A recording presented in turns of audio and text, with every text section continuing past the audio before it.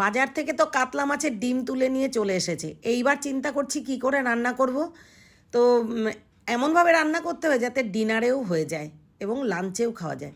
একটুখানি বেসন দিয়েছি পরিমাণ মতন, পেঁয়াজ কুচি আর লঙ্কা কুচি, রসুন কুচি দিয়েছি, একটু চালের গুঁড়োও দিয়েছি, দিয়ে ভালো করে মেখে রেখে সাইডে মেখে রেখে দিয়েছি। এবারে আদা বড় বড় করে কেটে নিয়েছি, পেঁয়াজ কেটেছি, লঙ্কা, হলুদ গুঁড়ো, জিরে গুঁড়ো, ধনে গুঁড়ো দিয়ে একটা পেস্ট বানিয়ে রেখেছি। এরপর বড়াগুলো ভালো করে ভেজে নিলাম। এই সময় সিম করে ভাজতে হবে কিন্তু, না হলে উপরটা পুড়ে যাবে আর ভেতরটা কাঁচা থাকবে। এবার কিছু আলু পিস করে তেলের মধ্যে গোটা গরম মশলা দিয়ে নাড়াচাড়া করে ওর মধ্যে টমেটো দিয়ে দিয়েছি, দিয়ে লবণ দিয়ে ভালো করে নাড়াচাড়া করে ওর মধ্যে স্বাদ মতো একটু মিষ্টি দিয়ে ওই পেস্টটা দিয়ে দিলাম, মশলার পেস্ট। ব্যাস, কষে একটু জল দিয়ে ঢাকা দিয়ে সেদ্ধ করে নিলেই হয়ে যায়। এরপর গরম মশলা দিয়ে গরম গরম নামিয়ে পরিবেশন করুন। Thank you.